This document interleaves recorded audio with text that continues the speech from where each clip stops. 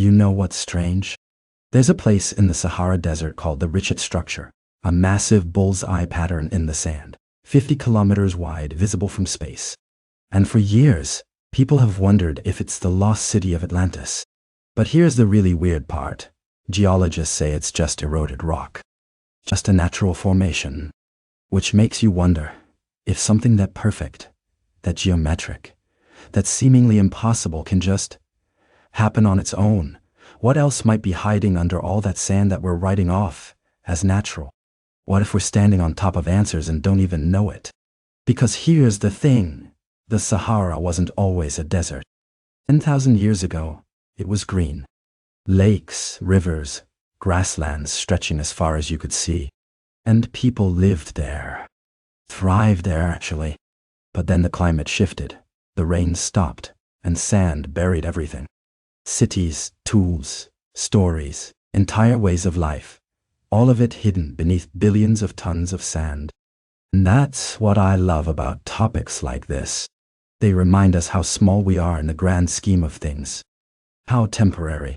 There's something deeply calming about contemplating deep time, about realizing that civilizations rise and fall, deserts turn to gardens, and back to deserts again, and the earth just keeps turning. It puts our daily worries in perspective, doesn't it? So here's what I'm curious about. Where are you watching this from? Just comment 1 if you're in the US, or 2 if you're anywhere else in the world. I always wonder who's drawn to these kinds of questions. And if you're finding this interesting already, a quick like really does help others discover content like this too. Now, I want to be upfront with you. This isn't a quick video. The next hour and a half, we're going to take a deep, slow journey through one of history's most fascinating what-ifs. We're going to explore rock art and ancient rivers, lost technologies and geological mysteries, genetic memories, and orbital mechanics. We're going to ask whether the Sahara might have been home to something remarkable, something that vanished before recorded history even began. If you're ready for that, find a comfortable spot. Maybe grab some tea, put on some headphones, dim the lights. There's no rush here. We've got time. And some questions, the really good ones, deserve more than a few minutes of our attention. They deserve wonder. They deserve patience. Let's begin. Stones speak, but people move. And when they move, they carry something far more precious than tools or pottery. They carry memory. We've spent so much time looking at what's buried in the Sahara, the structures, the art, the monuments. But here's what's truly extraordinary. The people who walked across that green paradise didn't just leave traces in the sand. They left traces in us. You see, every single person on Earth today carries a genetic signature, a molecular diary that records where our ancestors traveled, who they met, and when they moved. And if you trace those signatures back far enough, they all lead to the same place. Africa. Specifically, to the corridors and crossroads of what would become the Sahara. Now, this is where things get truly fascinating. Because the Sahara wasn't just humanity's birthplace. It was humanity's gateway. But here's the catch. It was a gateway that kept opening and closing. Think about it. When the Sahara was green, it was the world's greatest superhighway.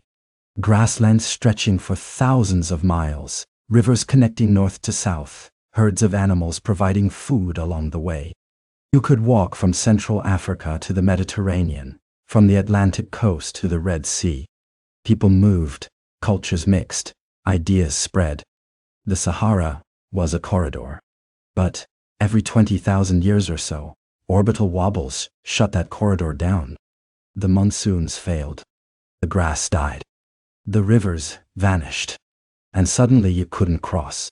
Populations that had been in contact for thousands of years found themselves isolated, cut off from each other by an ocean of sand. The Sahara became a barrier. Corridor. Barrier. Corridor de. Barrier. Over and over, for hundreds of thousands of years. What does that do to humanity? What happens when the road you've traveled for generations suddenly becomes impassable? The genetic evidence shows us waves. Great pulses of migration out of Africa, each one corresponding to a green period. Then long stretches of isolation when the desert locked populations in place. During those green windows, people didn't just move. They moved fast, spreading across entire continents in just a few thousand years. They took everything with them. Their genes, yes, but also their stories, their techniques, their knowledge. Anthropologists call this cultural transmission, but I think there's a better phrase, cultural DNA. Just like biological DNA, culture gets passed down, generation after generation. And just like biological DNA, it mutates, adapts, and sometimes carries ancient information forward in surprising ways. Think about the Berber people of North Africa. They've lived in the Sahara region for thousands of years, long enough to watch it transform from paradise to wasteland. Their languages, their social structures, their intricate knowledge of desert survival, these aren't recent inventions. They're inheritances from ancestors who witnessed the green Sahara's final days and learned to survive its transformation. Or consider the Tuareg, the nomadic people who still navigate vast stretches of the Sahara.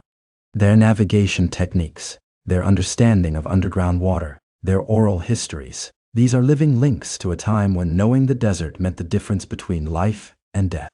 They carry knowledge that's tens of thousands of years old, passed down not in books but in practice, in story, in the simple act of teaching a child how to read the land. Now, here's what I find beautiful. That knowledge didn't just stay in Africa. When those waves of migration pushed outward during green periods, they carried Saharan innovations with them. Astronomical knowledge refined under clear desert skies. Water management techniques developed in an environment where every drop mattered. Social organization learned from coordinating group movements across vast distances. We tend to think of ancient cultures as isolated, developing in parallel. But the genetic and archaeological evidence tells a different story. It tells us about a world where ideas flowed along the same routes as people, where a technique developed near Lake Chad might show up in the Middle East a few generations later, where a story told around a fire in the green Sahara might become part of Mediterranean mythology. That's what the Sahara gave humanity. Not just a birthplace, but a mixing bowl. A place where populations came together during green periods, exchanged ideas and genes, and then carried that enriched heritage outward when the corridor opened. And here's the profound part. You can see this exchange in the archaeological record. Agricultural techniques that appear in multiple places, with slight variations. Pottery styles that show influence from 1,000 miles away.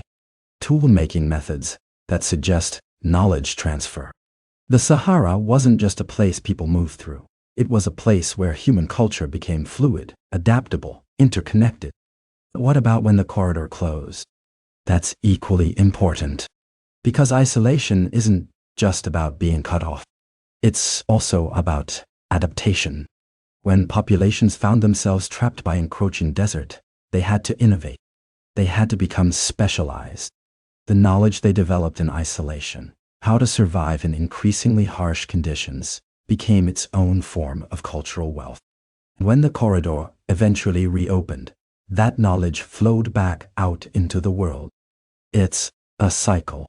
Connection, isolation, adaptation, reconnection. And with each cycle, humanity became more sophisticated, more varied, more resilient. There's a phrase in genetics, founder effect. It's what happens when a small group breaks off from a larger population and establishes themselves somewhere new. That small group carries only a fraction of the original population's genetic diversity. But here's what's remarkable. They also carry a specific snapshot of cultural knowledge. The techniques, beliefs, and innovations that particular group happen to possess become the foundation for everything that follows. Now imagine that happening over and over, thousands of times, across hundreds of thousands of years, with the Sahara acting as the great regulator, opening to allow cultural exchange, closing to force adaptation. You get humanity. You get our magnificent, messy diversity. You get cultures that look completely different on the surface, but share deep structural similarities that betray their common origin. We carry the Sahara with us. Not just people of African descent, everyone. Because everyone's ancestors either lived through those green periods or descended from those who did. Sahara's rhythms of connection and isolation shaped how we think, how we organize societies, how we solve problems. That's what makes the search for ancient Saharan civilizations so personal. We're not just looking for lost cities. We're looking for the people who became us. The ones who made the choices, developed the innovations, and carried the knowledge that eventually became the foundation of everything that followed. It's a humbling thought, isn't it? Standing here in the present, you're the latest link in an unbroken chain stretching back to the green Sahara. Every challenge you face, every problem you solve, you're drawing on instincts and insights refined over millennia of human adaptation. The desert keeps its secrets. But we are those secrets. Walking, breathing, remembering. Even when we've forgotten, we remember. The weight of those choices. The memory in the landscape. The way consequences ripple forward through time, invisible to the people making the decisions. It's easy to look back and see what went wrong. It's easy to judge. But here's the thing that keeps me up at night. What if those ancient people actually got a lot of things right? What if, before the desert swallowed everything, the Saharans had engineered solutions to problems we're still struggling with today? Because that's exactly what happened. Think about water for a moment. In a place where temperatures can hit 50 degrees Celsius, where rain might not fall for years, where the sun burns away moisture almost as fast as you can pour it, how do you keep people alive? How do you build cities? How do you create civilization in a place that seems determined to kill you? The ancient Saharans figured it out. And their solution wasn't primitive. It was genius. It's called a foggara, or kanat, depending on where you are. It's an underground aqueduct system that channels water from aquifers or mountain sources through tunnels, sometimes stretching for miles. Completely underground. In the Sahara, the Garamanti civilization built hundreds of these things. We've found them in Libya, Algeria, across North Africa. Now, here's why this matters. When you carry water above ground in the desert, you're fighting evaporation every second. The sun is literally stealing your water supply. But underground? The temperature stays cool. The water stays protected. You're not losing precious resources to the sky. These tunnels required vertical shafts every few meters for construction and maintenance. From above, they look like a line of craters marching across the landscape. From below, they're engineering marvels. Some of these systems are still functioning today, 2,000 years after they were built. Let me put that in perspective. We've got pipes in modern cities that need replacing after 50 years. These people built water infrastructure that lasted millennia. And they didn't stop at foggaras. They built cisterns that captured every drop of rare rainfall. They dug wells with techniques that prevented sand from collapsing the shafts. They cultivated oases like gardens, understanding exactly which crops would thrive with minimal water, which trees would provide shade without demanding too much from the aquifer. This wasn't luck. This was sophisticated engineering born from intimate knowledge of an unforgiving environment. Now, let's talk about their architecture. Because the buildings tell a story too. You know how modern passive house design is all the rage now.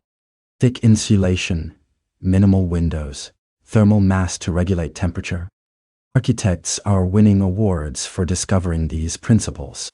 Except the Saharans knew this thousands of years ago. Their buildings had walls sometimes 3 feet thick. Not for defense, for temperature regulation. Stone and mud brick absorb heat during the scorching day, then release it slowly at night when temperatures plummet. The building itself becomes a thermal battery.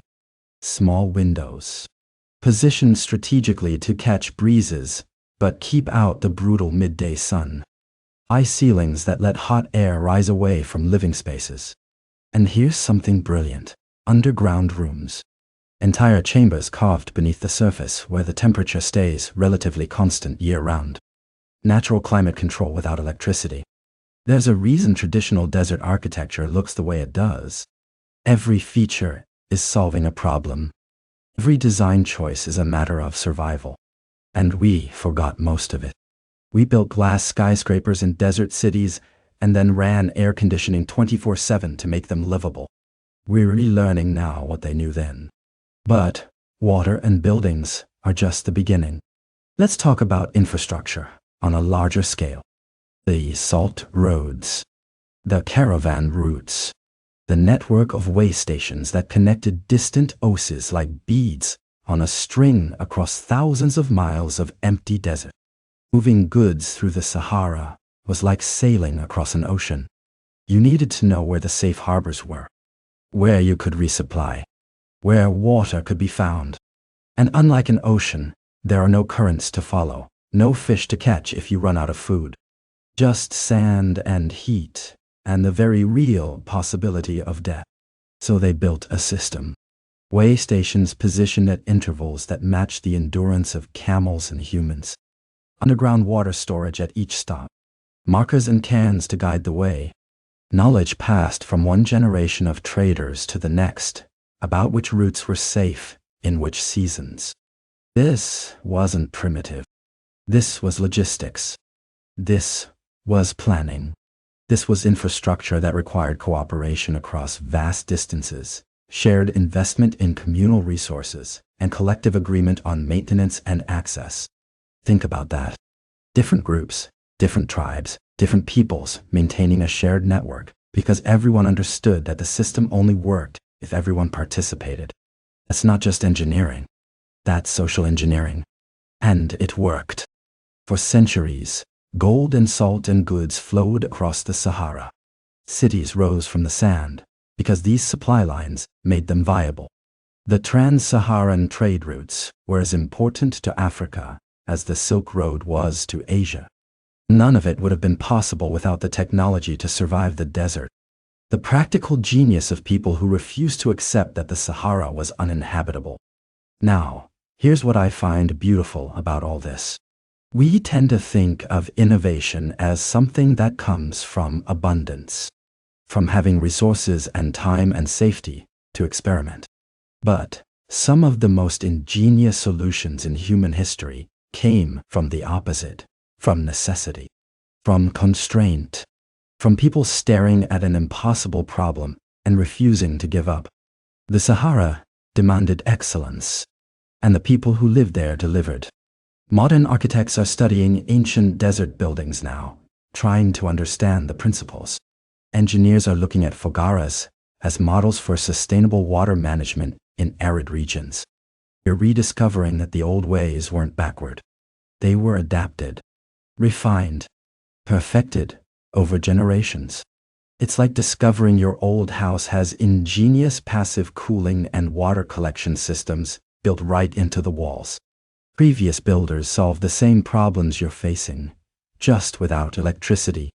And in some ways, their solutions were better, more sustainable, more in harmony with the environment.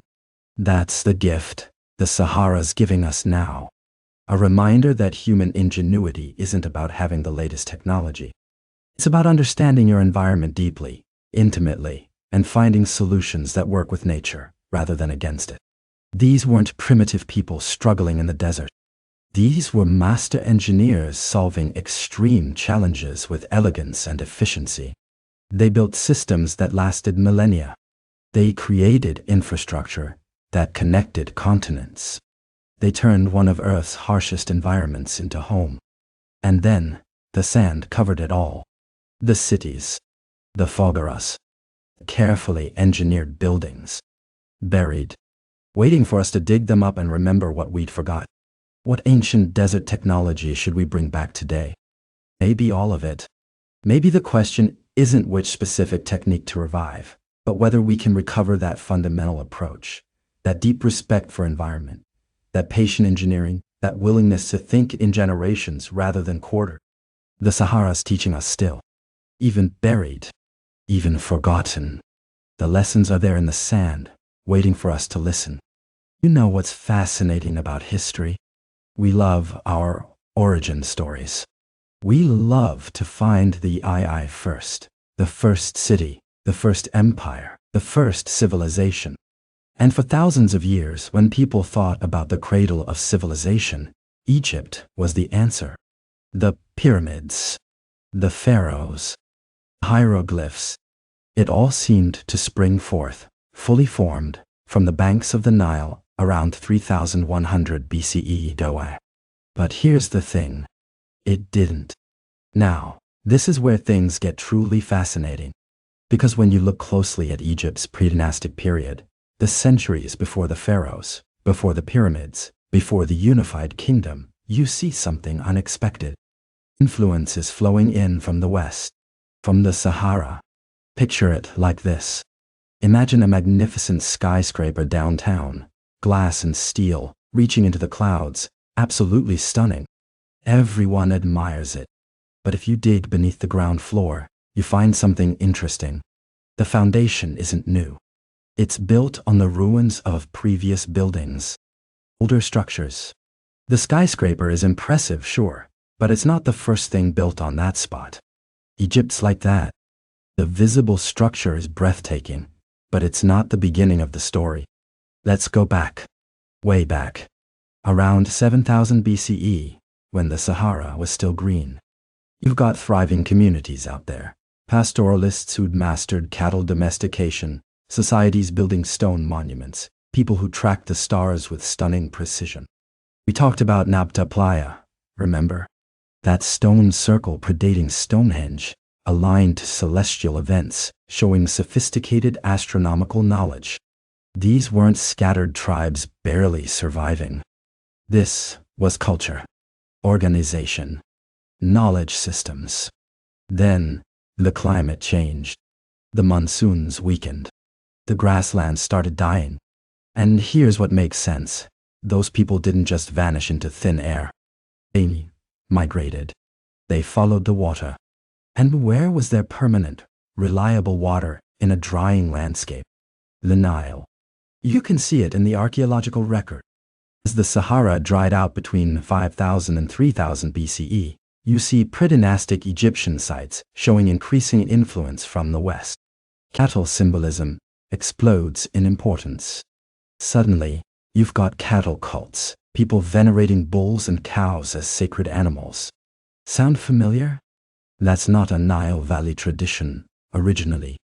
That's coming from pastoralist societies where cattle meant survival, wealth, status, where cattle were everything.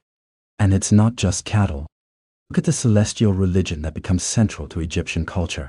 The focus on solar deities, star alignments, the entire cosmology woven into their architecture and beliefs. Remember those Saharan peoples who'd been tracking the heavens for millennia? Who built Nabta Playa to mark the summer solstice? That knowledge didn't die. It traveled. The megalithic traditions, too. Moving massive stones, creating lasting monuments, building structures meant to outlive generations. You see the experimentation with this in the Sahara first. Then you see it perfected along the Nile. Now, here's where we need to be careful. I'm not saying ancient Egyptians didn't innovate. They absolutely did. The sophistication they achieved, the engineering, the art, the social organization, that's genuinely remarkable. But did they invent everything from scratch? Or did they inherit a foundation? Think about it from a practical standpoint. Saharan peoples who migrated to the Nile, they brought more than just their cattle. They brought knowledge, techniques for managing livestock, methods of tracking seasons and floods using celestial observations, social structures developed over thousands of years, spiritual beliefs connecting human existence to natural cycles. And the Nile Valley provided something the dying Sahara couldn't: stability, reliability, that annual flood bringing fresh nutrients, a narrow, defensible ribbon of fertility surrounded by protective desert. It was the perfect environment for a refugee culture to not just survive, but exploding into something greater. Egypt survived because geography gave it what the Sahara lost: predictability. While surrounding regions were claimed by advancing desert, the Nile kept flowing every single year, like clockwork. That consistency allowed for planning, for surplus, for the kind of complex civilization that requires people to specialize in roles beyond mere survival. But survival isn't invention. It's preservation, adaptation, taking what worked before and applying it to new circumstances. There's this tendency in archaeology to see civilizations as isolated phenomena, as if Egypt just spontaneously generated its genius. But cultures don't work that way. They build on what came before. They're part of conversations that span centuries, millennia even. Ideas flow like water, following channels of migration and trade and human contact. So what if we looked at Egypt not as the beginning, but as the culmination? The inheritor? The society that took all the accumulated knowledge of earlier Saharan cultures and, blessed with a stable environment, had the breathing room to refine it, expand it, build upon it in ways that would endure? It changes the narrative, doesn't it? Egypt becomes less about spontaneous brilliance and more about cultural continuity, about refugees bringing their ancestral wisdom to a new land and having the chance, the extraordinary luck, to preserve and develop it further. The symbolic connections are everywhere once you start looking. The emphasis on cattle wealth that predates pharaonic Egypt by thousands of years. The astronomical alignments in temples and pyramids, echoing older stone circles in the desert. The concept of divine kingship that might trace back to pastoral chiefs who mediated between their people and the forces of nature. We'll never have complete certainty. The evidence has literal layers of sand over it, and what hasn't been buried has often been destroyed by time. But the pattern is there. A flow of people, and with them, a flow of knowledge.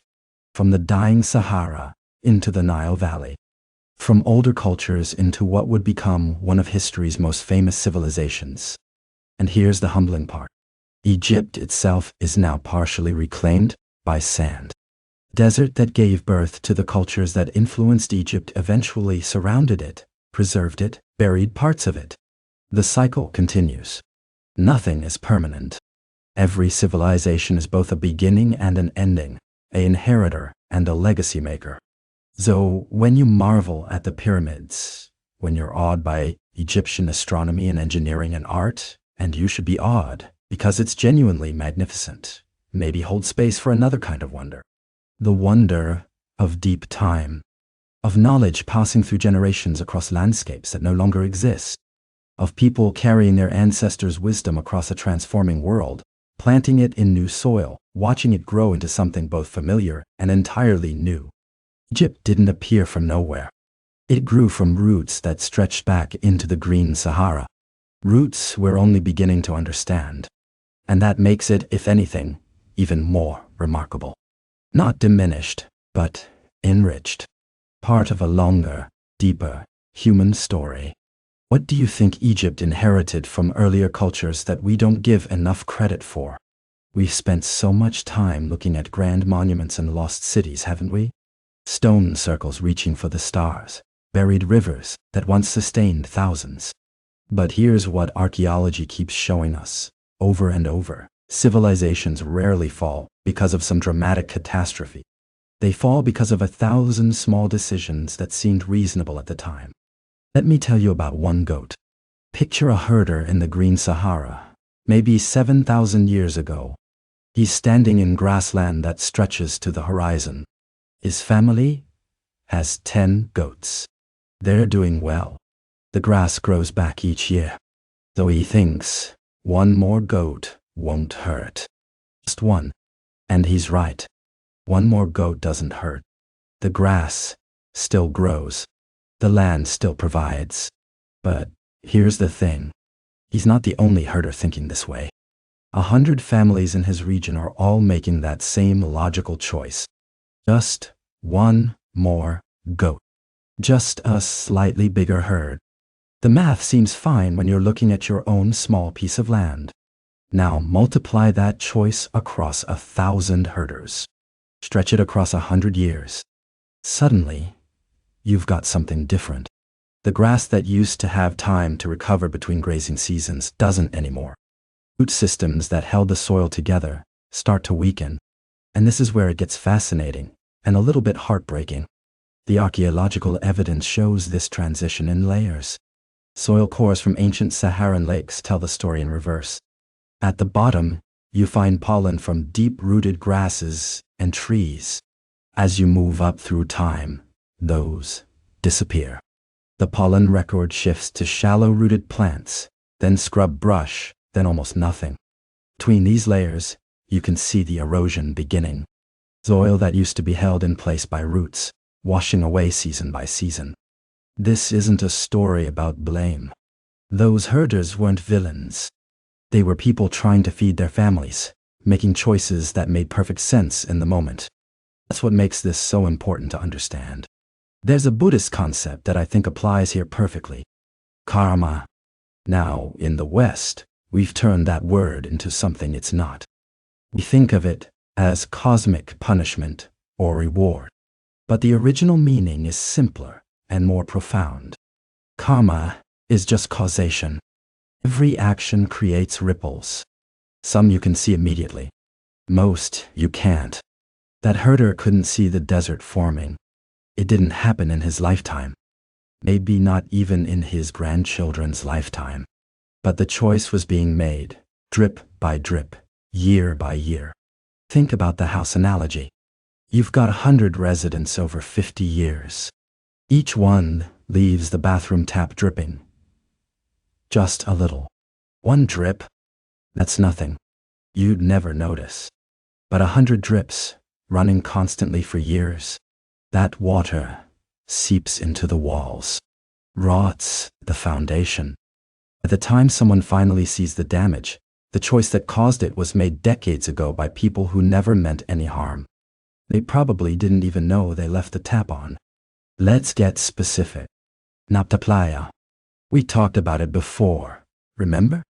That stone circle that predates Stonehenge, aligned to the summer solstice.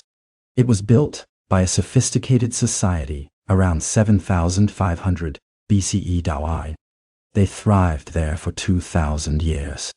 2,000 years.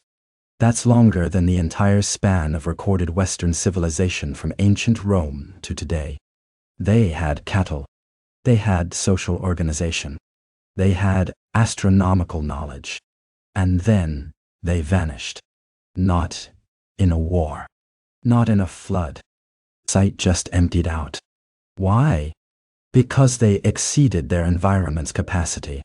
The grasslands couldn't support their population anymore. The same success that allowed them to build monuments became the thing that made the land unable to sustain them. Here's the human lesson, and it's one that hits close to home. That herder couldn't see climate change happening. It was too slow. Too gradual. One season looked pretty much like the last season. The same way we can't really see climate change day by day. Sure, we have measurements and data, but experientially? Today feels like yesterday. This summer feels roughly like last summer. The Sahara teaches us that too late happens slowly, then all at once. There's probably a moment, maybe a decade or two, where you could still turn things around. But you'd have to recognize you're in that moment, which is almost impossible when you're living through it. And this matters personally, not just as some abstract historical lesson. Every choice we make creates ripples beyond our sight. How we treat other people, how we use resources, what we choose to ignore because it's easier. These aren't dramatic, civilization-ending decisions in the moment. They're just Tuesday. But they accumulate. They compound. They become the foundation that future versions of ourselves have to live on. There's a gift hidden in this tragedy, though. Awareness. The ancient herders didn't have satellite imagery. They couldn't see the big picture. They didn't have soil science or climate models. They were doing their best with incomplete information, the same way humans have always done. We're luckier. We can see the dripping tap now. We can see the patterns forming. That doesn't make the choices easier, but it does make us more responsible for them. Because we can't claim we didn't know. And here's the compassionate view, the one I think we need to hold on to. Those ancient Saharan people weren't ignorant. They weren't careless. They were human. They were us, just born earlier. They loved their children. They tried to build good lives. They made the best decisions they could with what they knew. The question isn't whether we're smarter than them. The question is whether we're wise enough to learn from what they couldn't see coming. Because here's the truth. Right now, today, you're making small choices that have consequences you can't see yet. We all are. The coffee you bought this morning. The conversation you avoided yesterday. The extra mile you drove instead of walked. Individually, they mean almost nothing. Collectively, they're building the world your grandchildren will inherit. That's not meant to paralyze you with guilt. It's meant to wake you up to possibility. Because if small choices compound into catastrophe, they can also compound into salvation. Every tap you turn off matters. Every kind word matters. Every moment of attention you pay to consequences beyond your immediate vision matters. The Sahara isn't just a story about loss. It's a story about visibility, about finally seeing the patterns we're creating. And it's asking us a question that's been waiting 7,000 years for an answer. What are you going to do with what you now know? What's one small choice you make regularly that might have consequences you can't see yet? So we've looked backward through the Sahara's hidden past. We've wandered through its green millennia and pieced together the fragments of what might have been. But here's the thing, the story isn't over. Not even close. The Sahara's about to do something that changes everything we've been talking about. It's going to turn green again. Now, I know what you're thinking. That sounds like science fiction. But it's not. It's orbital mechanics, and it's as predictable as the seasons, just on a time scale that makes human civilizations look like brief flickers. In about 15,000 years, give or take, Earth's axial tilt and orbital eccentricity will align just right. The monsoons will return. Sand will retreat. Lakes will fill. Grasslands will spread across what is now the world's largest hot desert. It's happened before. It'll happen again. The planet has a rhythm. We're just learning to hear it. But here's where things get complicated. We're living in the middle of an unprecedented experiment. Modern climate change isn't following the old rules. We're pumping carbon into the atmosphere faster than any natural cycle, warming the planet at speeds that make geological time feel like a sprint. Nobody really knows how this interacts with the Sahara's natural greening cycle. Will it accelerate the transition? Delay it? Create something entirely different? A desert that never quite becomes grassland, or grasslands that arrive too soon and then collapse? We're adding variables to an equation we barely understand. Think about it this way. You're renovating a house that operates on a 100-year cycle. The foundation shifts, the walls settle, things naturally transform. That's manageable. You can plan for it. But now imagine someone's also running experiments in the basement, pumping in steam, altering the soil composition, changing the water pressure. Suddenly, your predictable renovation schedule means nothing. You're in uncharted territory. That's where we are with the Sahara. But humanity doesn't wait well. We're not the type to sit around for 15,000 years watching sand dunes shift. So we're trying to change the desert ourselves. Right now.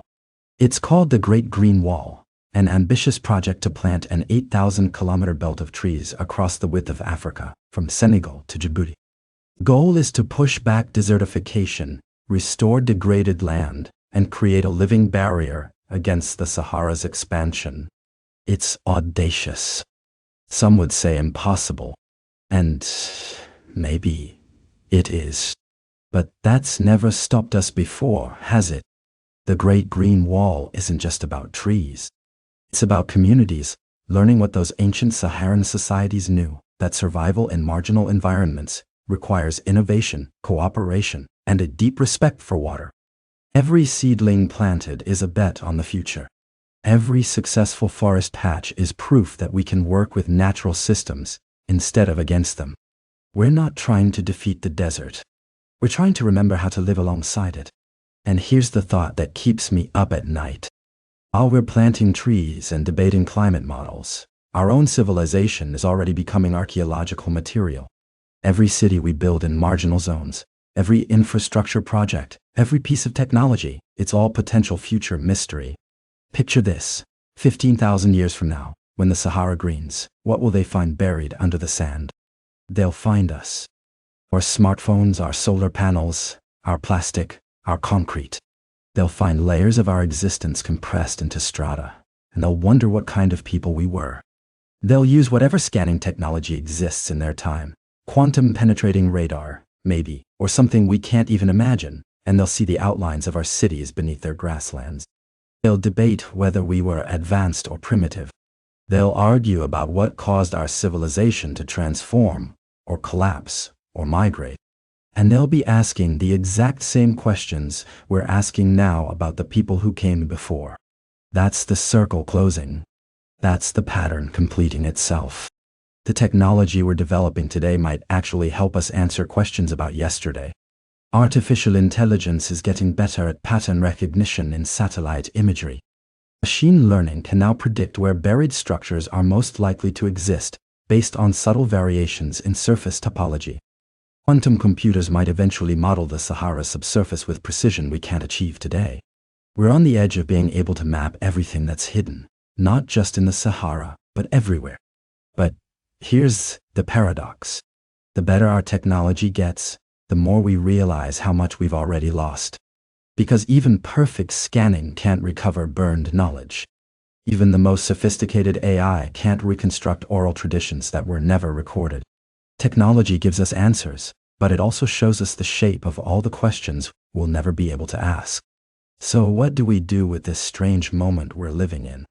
We're the first generation that can genuinely see both directions, deep into the past and far into the future.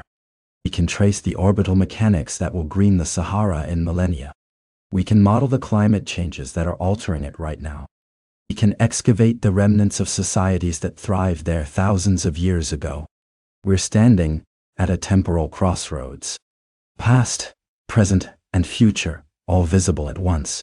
And maybe that's the gift. Maybe this unique perspective gives us something those ancient Saharans never had, the ability to see the consequences coming. Watch their grasslands turn to desert season by season, generation by generation, probably never quite understanding the full scope of what was happening. We don't have that excuse. We can see the patterns. We can track the changes. We know that small choices accumulate into civilizational shifts. The question is whether knowing makes any difference. I think about those future archaeologists, the ones who'll dig through our era 15,000 years from now. What will they conclude about us? Will they see people who understood the cycles and worked with them?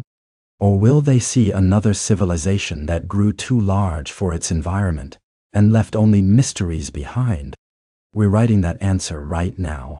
Every policy decision, every technological innovation, every tree planted in the Great Green Wall, every choice to learn from the past instead of ignoring it. The Sahara will green again. That's certain. Earth will keep spinning, orbits will shift, monsoons will return. The question isn't whether the cycle continues. The question is what role we play in it. Are we just one more layer in the geological record, another mysterious society for future people to puzzle over? Or are we the generation that finally learned to live within the rhythm instead of fighting against it? I don't have the answer. Nobody does yet. But I know this. The Sahara has been teaching us the whole time we've been studying it. It shows us that nothing is permanent. That green becomes sand, sand becomes green, and empires rise and fall in the spaces between. It reminds us that the planet operates on scales that dwarf our individual lives, but are shaped by our collective choices. And it offers us something unexpected. Hope mixed with humility. The knowledge that everything changes, yes, but also that cycles complete themselves. That life returns even after the harshest desolation. That 15,000 years from now, long after everyone reading this is gone, the desert will bloom again. The story continues. It always does. The only question is what story we're leaving behind in the sand. We've spent this entire journey walking through sand and time, tracing footprints that might have been left by Earth's first civilization. And now, here at the end, I want to ask you something. Why does any of this matter? I mean, really. Whether the Sahara hid an advanced ancient society or not, does it change your morning coffee? Does it pay your bills? Does it solve any of the problems waiting for you when you close this video? No. But you're still here. And that tells me something beautiful about what it means to be human. We keep looking back because we can't help it. It's wired into us. Every culture on Earth has origin stories, creation myths, tales of the ancestors. We're the only species that sits around campfires or glowing screens, asking where we came from. Dogs don't wonder about the first dog, but we wonder about the first us, and we can't stop. Lost civilizations fascinate us for a reason that's almost uncomfortable to admit. They're mirrors. When we look at cities buried under sand, societies that thrived and vanished, knowledge that disappeared, we're looking at our own impermanence reflected back. The Sahara whispers something we don't want to hear but need to understand. Nothing lasts. Not civilizations. Not monuments. Not even memory itself. But here's the thing, that's not depressing. It's liberating. Think about the Richat Structure, that perfect circular formation we talked about earlier. For thousands of years, it sat there in the desert, and nobody knew it existed. Then satellites photograph it from space, and suddenly the whole world can see it. Beauty that was always there, just waiting to be uncovered. The Sahara itself is like that. Right now, beneath those endless dunes, there's a whole lost world. Lakes and rivers, cities and farms, stories painted on rock walls. It's all still there. Buried, yes, but waiting. That's what makes this more than just archaeology or geology. Sahara becomes a metaphor for everything hidden inside us and our history. All the beauty we've forgotten, all the wisdom we've lost, all the connections to the past that are still there if we just know where to dig. When people search for ancient wisdom, and I mean really search, not just watching YouTube videos, they're looking for timeless truths. Things that stay constant, even as everything else changes. And you know what? Sometimes we find them. The Nabta Playa people figured out the summer solstice 7,000 years ago. Ancient Saharans engineered water systems that put modern irrigation to shame. The rock artists of Tassili, Niger captured environmental collapse in real time, leaving us a warning we're only now learning to read. These aren't mysteries. They're messages. They're ancestors reaching across deep time to tell us, we were here. We were like you. We faced challenges. We survived. We created. We mattered. And there's something almost romantic about deep time, isn't there? Thousands of years compressed into a single moment of understanding. You stand in front of a rock painting in Algeria, and suddenly, 7,000 years collapses. The artist who made that painting, grinding ochre and mixing it with fat, choosing exactly where to place their hand on the stone, that person becomes your contemporary. You're both here, in the same moment, separated only by the thinnest membrane of time. I find myself thinking about that restoring an old house analogy. You don't fall in love with perfect certainty about its history. You fall in love with the mystery itself, the whispers in the walls, the strange door that leads nowhere, the beam with marks you can't quite decipher. And eventually, you realize something profound. You're just one caretaker in a long chain of human stories. People lived here before you. People will live here after you. You're not the hero of this story. You're just a chapter. The Sahara teaches us the same lesson. We're not discovering some ultimate truth about human origins. We're participating in an ongoing conversation that's been happening for millennia and will continue long after we're gone. That we find definitive proof of an advanced Saharan civilization or not, and honestly, we probably won't, not in our lifetimes. The questions themselves are what matter. The questions connect us to everyone who's ever looked at ruins and wondered. Everyone who's ever picked up an artifact and felt that electric connection to the person who made it. Everyone who's ever stood under the stars and asked, where did we come from? That's the gift of uncertainty. It keeps us curious. It keeps us digging, keeps us dreaming, keeps us humble. The moment we think we know everything is the moment we stop being fully human. Mystery is what separates wonder from arrogance. I've talked to archaeologists who've spent 40 years excavating sites in the Sahara. Found incredible things, ancient tools, forgotten temples, evidence of societies we never knew existed. And you know what they all say. We've barely scratched the surface. Literally, 98% of the Sahara has never been systematically surveyed. We've explored more of Mars than we have of the desert in our own backyard.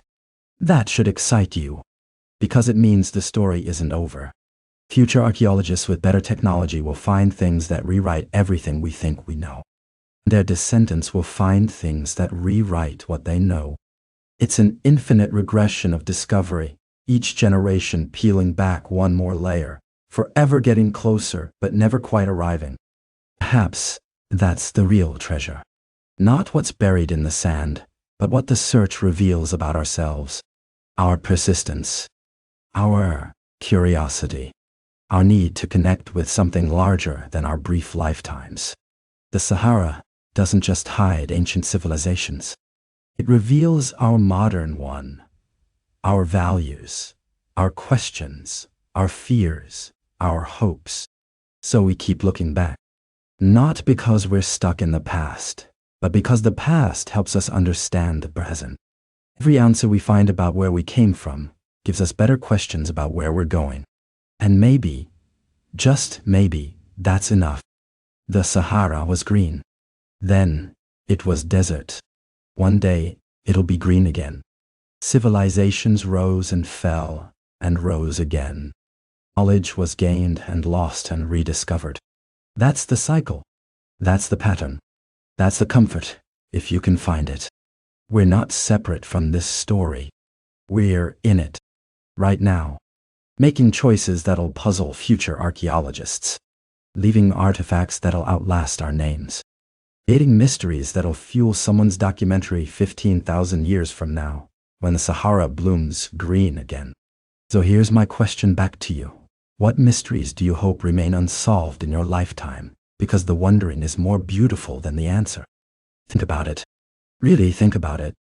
Because the wondering, that's where we truly live.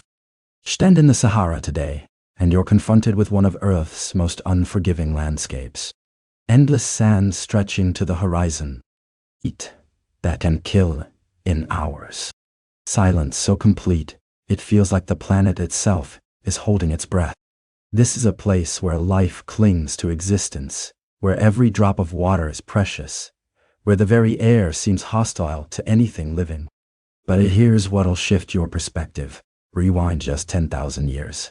A blink in geological time, and you'd be standing by a lake. Not a small puddle, but a vast body of fresh water. Around you, grasslands would stretch as far as you could see. Herds of animals, gazelles, elephants, giraffes, would be moving across the plains. Birds would fill the air. The Sahara wasn't always a desert. It was a paradise. Now, this is where things get truly fascinating. This transformation wasn't a one-time event. The Sahara has been playing this trick on us for hundreds of thousands of years, flipping between lush paradise and barren wasteland like a switch. And the mechanism behind it? It's elegantly simple. Earth wobbles. I'm talking about axial precession, the slow wobble of Earth's axis as it spins. It's like a spinning top that's starting to lose momentum, that circular wobble getting more pronounced. This wobble follows a cycle of roughly 20,000 years, and it completely changes where and when different parts of Earth receive the most intense sunlight. For North Africa, this means the difference between monsoons and drought, between rivers and sand, between life and emptiness. Scientists call the most recent green period the African humid period, and it lasted from about 11,000 to 5,000 years ago. That's 6,000 years of habitability. 6,000 years where the Sahara wasn't a barrier, but a destination. A place where humans could thrive, build societies, develop cultures. And then, gradually at first and then catastrophically fast, it ended. The rains failed. The lakes dried up. The grasslands turned to dust. And the people who'd built their lives there, they had to leave or die. Think of it like renovating a house that keeps getting remodeled every few decades.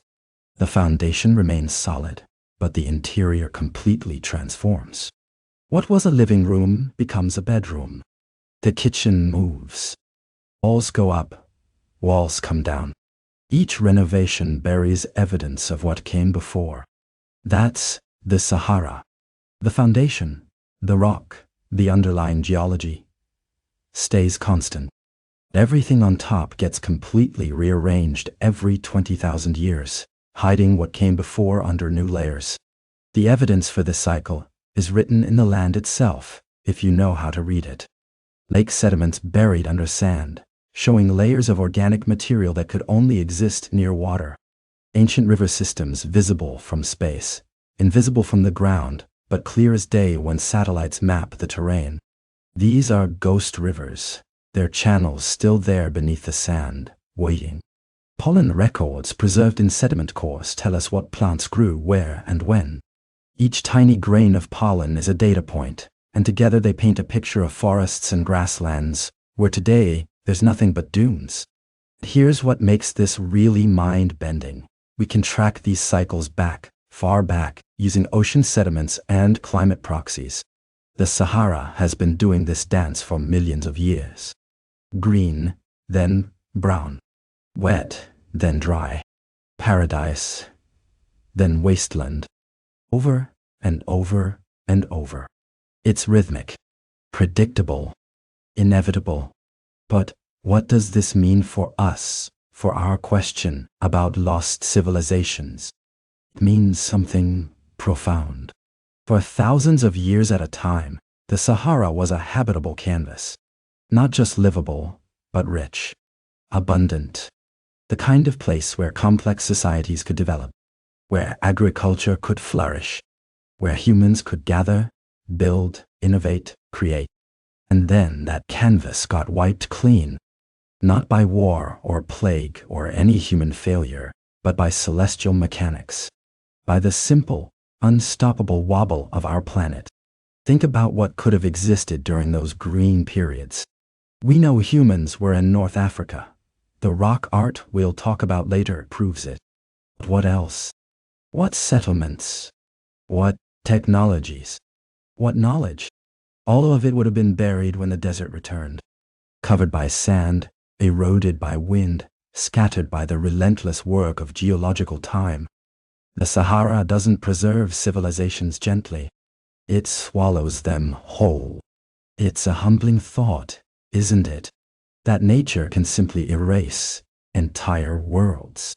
That what seems permanent to us, our cities, our monuments, our carefully built societies, are all just renovations in the house that Earth keeps remodeling. Writing our chapter in a book that's been revised countless times before, and will be revised countless times again.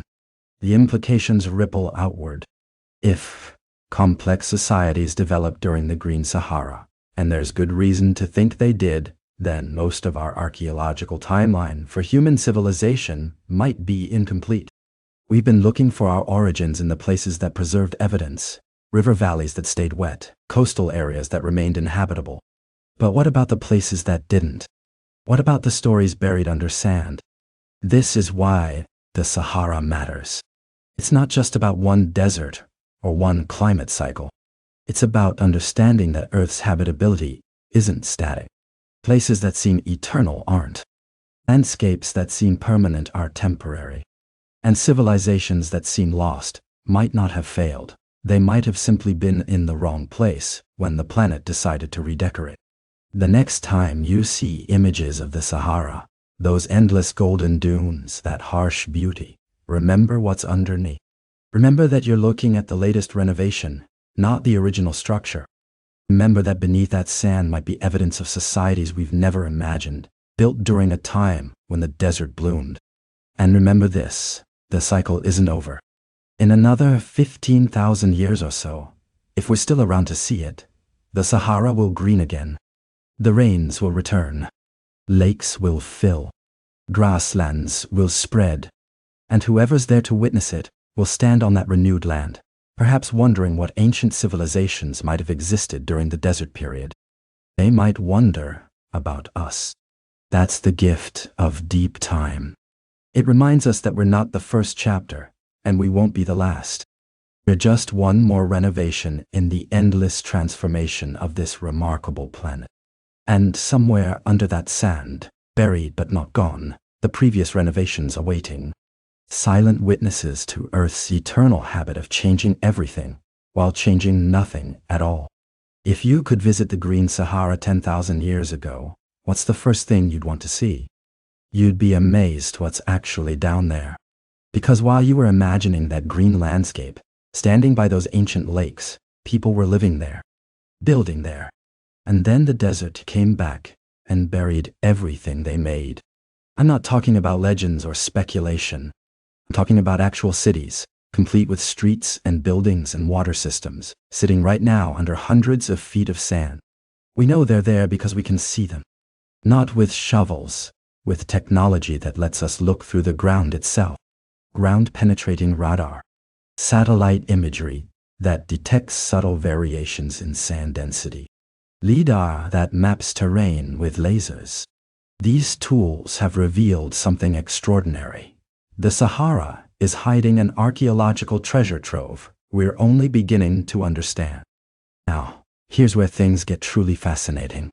In southern Libya, there's a civilization most people have never heard of. The Garamantes. They built an empire in the middle of the desert between 500 BCE and 500 CE. And when I say empire, I mean thousands of settlements spread across an area larger than France. How did they survive in one of Earth's harshest environments? They engineered something remarkable. Underground irrigation tunnels called fogaras. Picture this. Hand-dug tunnels, some stretching for miles beneath the desert, tapping into ancient water tables and channeling water to their cities. All of this done without modern machinery. The ingenuity is staggering. And here's what makes it even more impressive. These weren't just survival structures. The Garamantes had a sophisticated urban culture.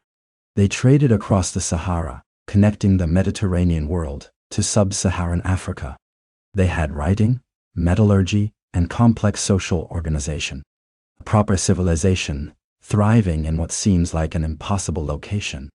But most of their cities, buried under sand dunes that shifted over the centuries after the civilization collapsed. We only discovered the full extent of their empire in the last few decades, thanks to satellite imagery. Imagine that, an entire civilization hidden from history, waiting for us to develop the technology to see it.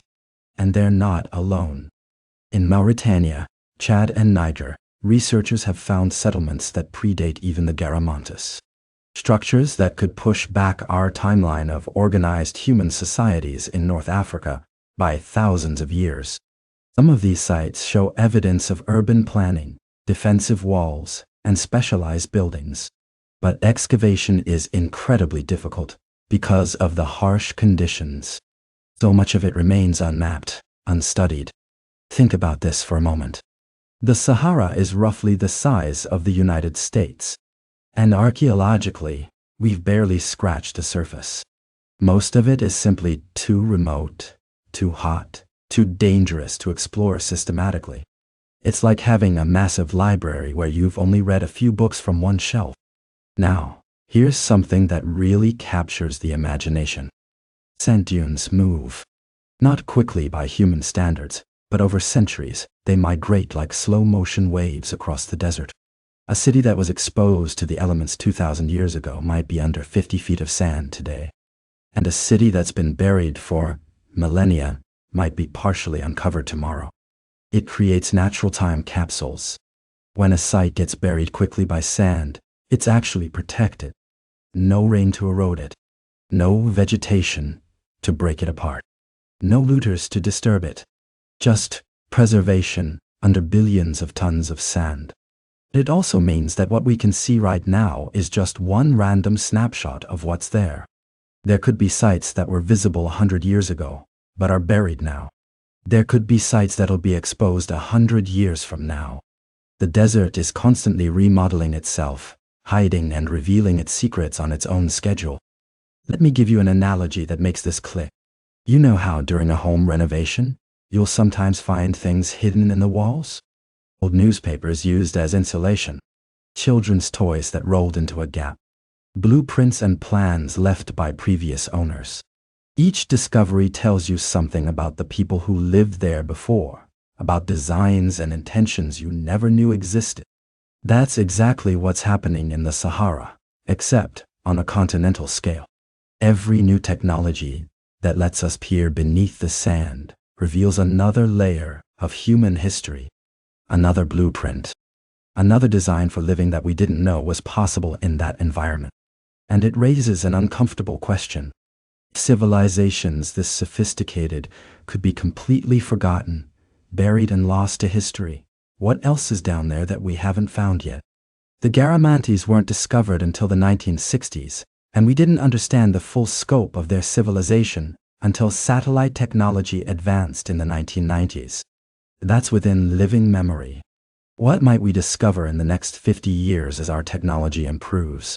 Could there be settlements that predate the known ancient civilizations?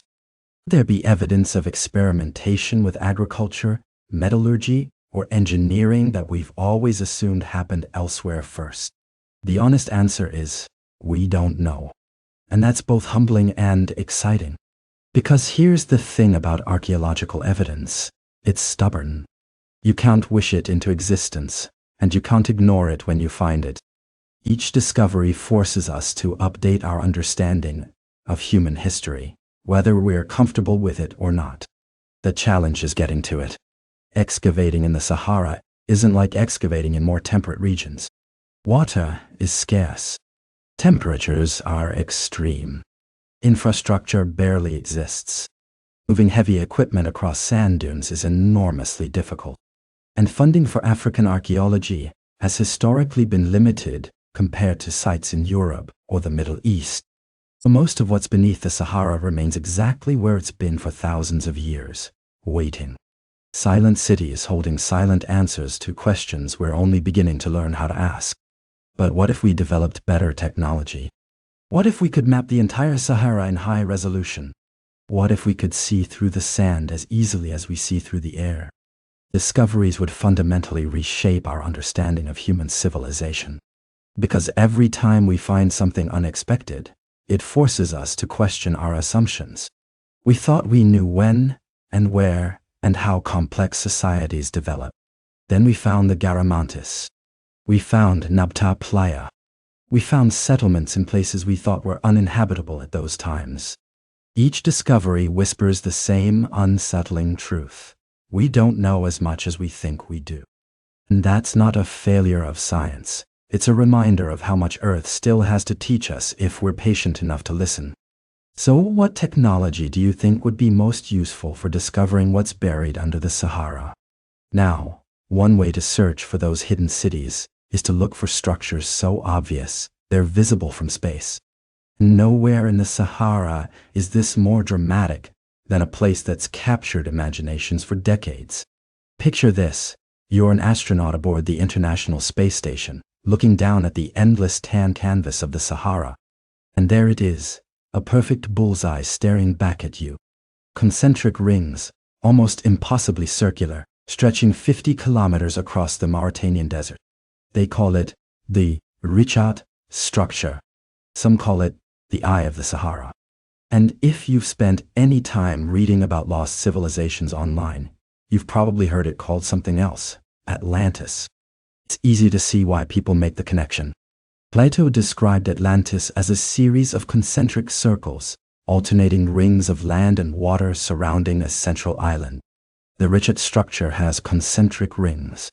Plato said Atlantis was beyond the Pillars of Hercules, which is roughly where the Sahara sits on ancient maps. Sizes even match up reasonably well if you squint at the numbers. It's almost too perfect to be coincidence, right? Well, here's where things get interesting. The Richat structure isn't artificial. It's not the ruins of some ancient super city. It's geology, pure, spectacular geology. What you're looking at is essentially a collapsed volcanic dome that's been eroded over millions of years. The different rings, those are different types of rock, some harder, some softer. As wind and water wore away at the formation, the softer layers eroded faster, creating those distinctive circular valleys between the more resistant ridges. It's like finding a perfect circular stain on your basement floor. It looks designed, but it's actually just where an old water heater once stood, creating a natural pattern through erosion. But here's what fascinates me about the whole Atlantis theory. It's not that people are making it up out of nowhere. It's that we're hardwired to find patterns, especially patterns that confirm what we're already looking for. Psychologists call this confirmation bias. Once you decide the Richat structure might be Atlantis, suddenly every detail seems to fit. The size? Perfect. The location? Makes sense. The circular shape? Exactly what Plato described. We start collecting evidence that supports our theory and unconsciously dismissing evidence that doesn't. Look, I get the appeal. There's something deeply satisfying about solving an ancient mystery, about pointing at a satellite image and saying, there it is. That's the lost city everyone's been searching for. It gives us a sense of control over the unknowable past. But it's also a bit like looking at clouds and seeing faces. Our brains are pattern recognition machines, and sometimes they work a little too well. The geological evidence is pretty conclusive. The rock types in the Richat structure are sedimentary, quartzites and limestones that formed at the bottom of ancient seas, then got lifted and deformed by volcanic activity beneath them. There's no evidence of construction, no artifacts, no signs of human modification. What there is evidence of is millions of years of natural processes doing what they do best, creating beauty through pure physics. Here's what I think is the real significance of the Richat structure, and it has nothing to do with Atlantis. Think about what this place would have meant to ancient people crossing the Sahara. You're a herder or a trader 10,000 years ago, navigating across what's already becoming a challenging landscape. Most of the terrain looks the same, endless stretches of rock and sand. And then you come across this, a massive, unmistakable landmark that you can see from dozens of kilometers away. A perfect bullseye in the middle of nowhere. Structures like this would have been invaluable for navigation and migration. They would have become meeting points, trading hubs, perhaps sacred sites. Ancient people didn't need to build the Richat structure. Nature had already built them a monument more impressive than anything they could create themselves. And that's what gets lost in the Atlantis speculation. The real human story here isn't about some advanced civilization building perfect circular cities. It's about how natural formations shaped where people went, where they settled, and how they moved across a changing landscape. We see this pattern all over the world. Uluru in Australia, Devil's Tower in Wyoming, Mount Fuji in Japan, distinctive geological formations that become sacred to the cultures around them. Not because they were built by ancient architects, but precisely because they weren't.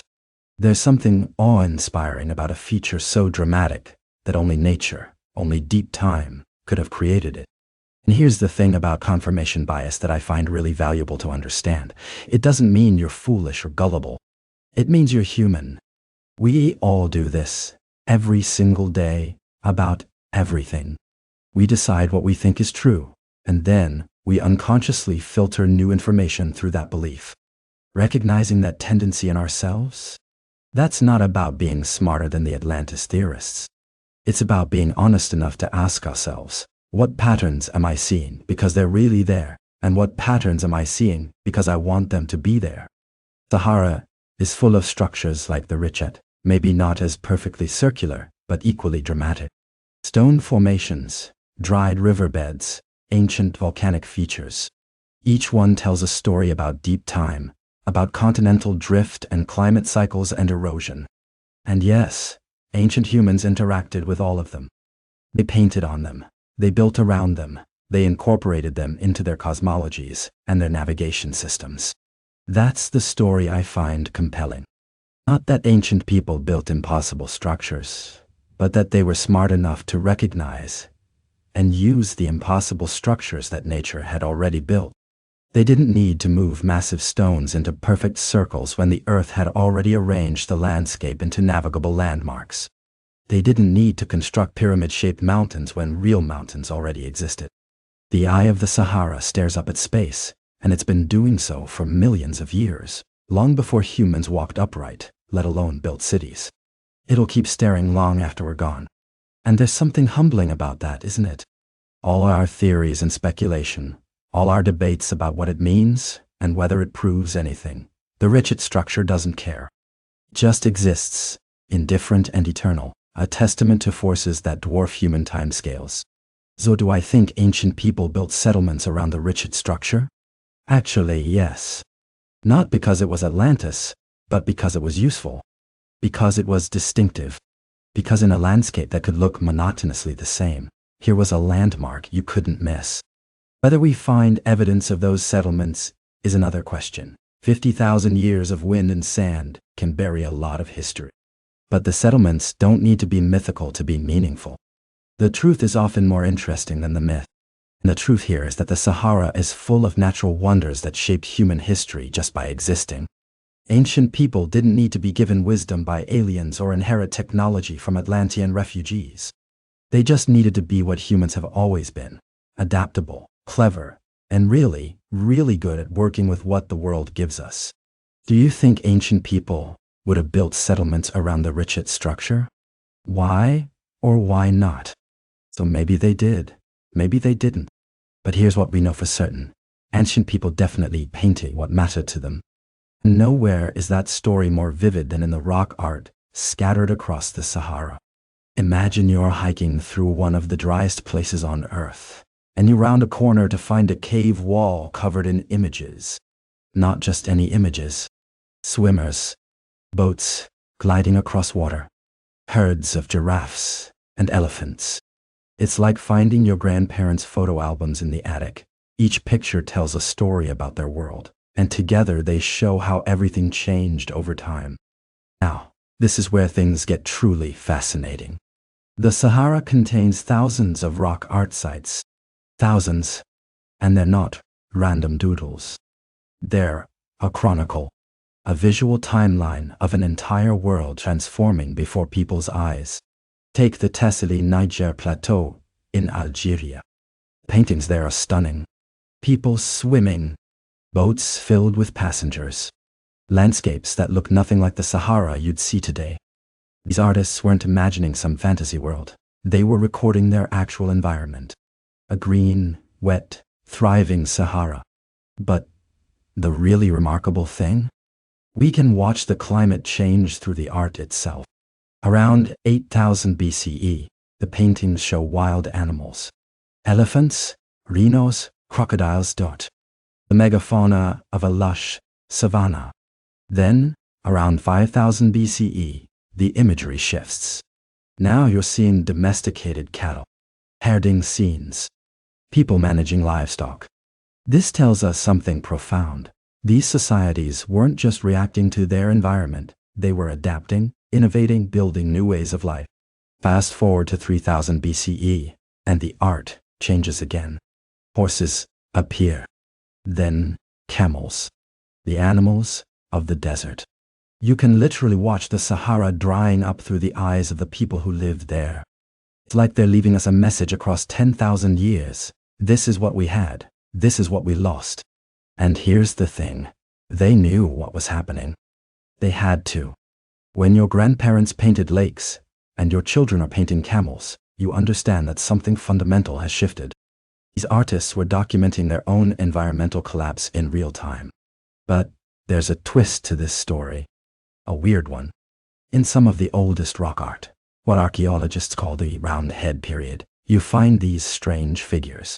Abstract beings with round, featureless heads, large eyes, floating postures. They don't look quite human. They don't look like anything people would have encountered in their daily lives. Now, you can imagine where some people's minds go with this. Ancient aliens, visitors from other worlds, the Martian figures, some call them. And yes, they do look otherworldly. That's undeniable. But what if we looked at it from a different angle? What if these figures represent something else entirely? Shamanic visions, spiritual beings, or even just artistic experimentation? Ancient humans had the same capacity for abstract thought that we have, the same ability to imagine beyond the literal. Maybe these round-headed figures are their equivalent of our abstract art, their way of depicting the spiritual realm, the world beyond what the eye can see. Real story here isn't about aliens. It's about sophisticated societies with complex belief systems and the artistic skill to express them. These weren't primitive people scratching random images on rocks. They were artists, storytellers, historians. They were tracking their world with the tools they had, pigment and stone. And they were incredibly skilled. The detail in some of these paintings is extraordinary. The way they captured movement, anatomy, the play of light on water. These artists understood perspective, composition, narrative flow. Visit Tassili Nagyar yourself, if you ever get the chance, and you'll see what I mean. The paintings don't just record history. They make you feel it. There's something deeply moving about standing in front of a 7,000-year-old painting of a family gathering, or a hunt, or a celebration. Because in that moment, you're not looking at the past. You're looking at people. People who loved, who struggled, who watched their world transform in ways they couldn't control. They left these images knowing, whether consciously or not, that someone might find them someday. That's you. That's us. We're the ones they were leaving the message for. And the message is clear. We were here. We lived. We adapted. And when everything changed, we recorded it. It's a humbling thought, isn't it? That our entire understanding of the Green Sahara, this lost paradise, comes partly from artists who simply wanted to show what their life looked like. They weren't trying to create a historical record for future archaeologists. They were just painting their world. But here's where it gets personal. Think about what you'd paint if you were in their position. If you knew the world was changing irreversibly, that your children's children would live in a completely different environment, what would you choose to record? Would you paint the technology, the buildings? Or would you paint the things that mattered most? The people, the animals, the landscape, the moment a child learned to swim in a lake that would someday be sand?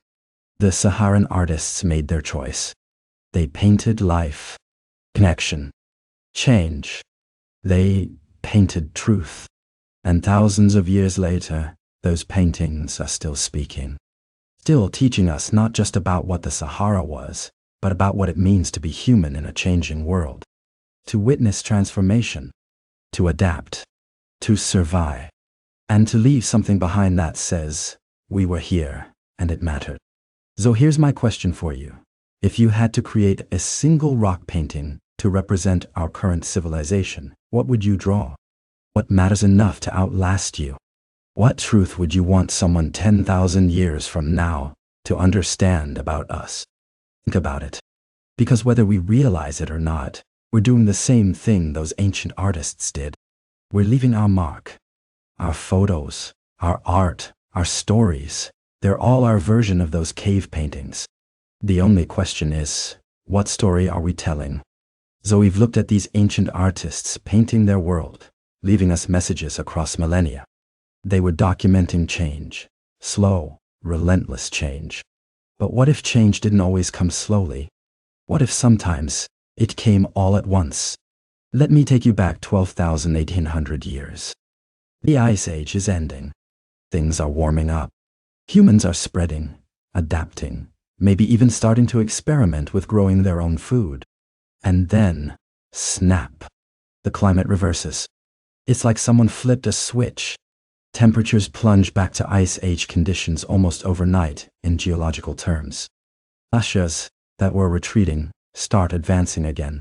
This period lasts for about 1,300 years, and we call it the Younger Dryas. Now, this is where things get truly fascinating and controversial. Some researchers, Graham Hancock being the most prominent voice, suggest this wasn't just natural climate wobbling. They argue that a comet or asteroid impact caused the Younger Dryas. And more than that, they propose this catastrophe wiped out an advanced human civilization that we've completely lost to history. A civilization potentially as sophisticated as anything that came after it. It's a compelling narrative. And honestly, parts of it are worth considering seriously. The evidence they point to includes things called impact proxies. We're talking nanodiamonds, tiny diamonds that form under extreme pressure and heat. Platinum anomalies in soil layers from exactly this time period. Magnetic swirls. A layer of what looks like soot across multiple continents. These are the kinds of signatures you'd expect from a massive impact event. But here's where we need to be careful. The scientific community is deeply divided on this. Many geologists argue these markers can form through other processes: wildfires, volcanic activity, even normal cosmic dust accumulation. The debate isn't settled. It's not even close to settled. What we do know, what's not up for debate, is that something dramatic happened. Climate shifted rapidly. It disrupted human societies across the entire planet. People who had been thriving suddenly had to adapt, or migrate, or die. Think about that for a moment. Regardless of what caused it, comet impact, volcanic eruptions, or just the chaotic dance of Earth's climate system, the result was the same. Catastrophic change that humanity had to survive. And here's the thing about the pipe burst analogy. When a pipe bursts in your house, you might argue with the insurance company about what caused it. Was it age and corrosion? Was it a sudden pressure spike? But while you're arguing, water is flooding your basement. The immediate question isn't cause, it's survival. It's what do we do now? How do we rebuild? Ancient humans faced that exact situation. And they rebuilt. They adapted. They survived. Now, the Sahara connection is particularly intriguing. Some climate models suggest the Younger Dryas event might have actually triggered changes in monsoon patterns that eventually led to the African humid period, that green Sahara we talked about earlier. So even if this was a catastrophe, it might have indirectly created the conditions for new civilizations to emerge in North Africa. It's like that burst pipe forcing you to renovate your whole house, and in the process, you discover it's actually better than before. But let's talk about the bigger claim, the lost civilization part. Is it possible an advanced society existed before the Younger Dryas and got wiped out, leaving almost no trace? Possible? Yes. Likely? That's harder to say. The challenge is evidence. We found incredibly ancient structures, Göbekli Tepe, Nabta Playa, others. These prove that humans 10,000 to 12,000 years ago were capable of complex social organization and sophisticated understanding of astronomy and engineering. But sophisticated doesn't necessarily mean they had writing, metallurgy, or cities in the way we typically imagine ancient civilizations. And here's something that often gets overlooked in these discussions: oral traditions. Cultures all over the world have flood myths, stories of great catastrophes, a time when the world was destroyed and only a few survived. The Aboriginal Australians, the Mesopotamians, the Greeks, indigenous peoples of the Americas. These stories are remarkably consistent in their themes. Now, skeptics will say humans tend to experience floods. It's a common natural disaster, so of course we have flood stories. But what if there's a kernel of collective memory in these myths? What if humans who survived the Younger Dryas passed down stories of that time, and those stories echoed through generations, eventually becoming the foundation myths of later cultures? It's a humbling thought, isn't it? That our ancestors might have been carrying memories of actual catastrophic events, wrapped in mythology, because they had no other way to preserve them. But here's where I want to bring us back to something important. Whether or not an advanced civilization was lost, whether or not a comet struck Earth, these questions are fascinating, but they might be distracting us from the more profound lesson. The Younger Dryas teaches us that rapid catastrophic change is not just possible, it's part of Earth's pattern. Climate can shift dramatically within a human lifetime. Societies that seemed stable can be overwhelmed by forces they never saw coming. And the survivors are the ones who adapt, who maintain knowledge, who rebuild. The people who lived through the Younger Dryas didn't have the luxury of debating causes.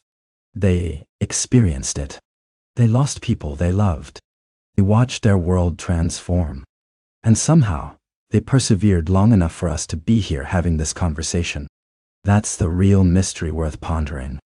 Not whether they had some lost technology or secret knowledge, but how they found the resilience to continue. How they kept their humanity intact through 1,300 years of climate chaos. How they emerged from that period and eventually built the civilizations we do know about: Egypt, Sumer, the Indus Valley. And if the Sahara did green because of these same climatic shifts, then this catastrophe became the foundation for thousands of years of human flourishing in North Africa. The burst pipe led to a renovation that created something new. We're living in our own time of rapid change now.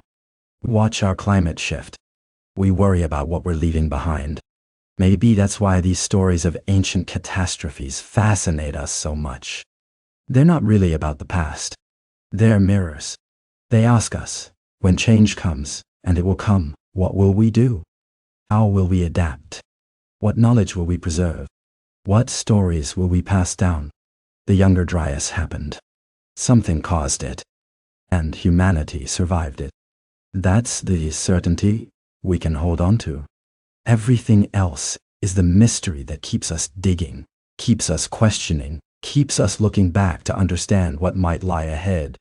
And maybe that's exactly what happened with agriculture itself. We've been told a very tidy story about farming. Around 10,000 BCE, people in the Fertile Crescent, modern-day Iraq, Syria, Turkey, figured out they could plant seeds on purpose. Wheat and barley became crops.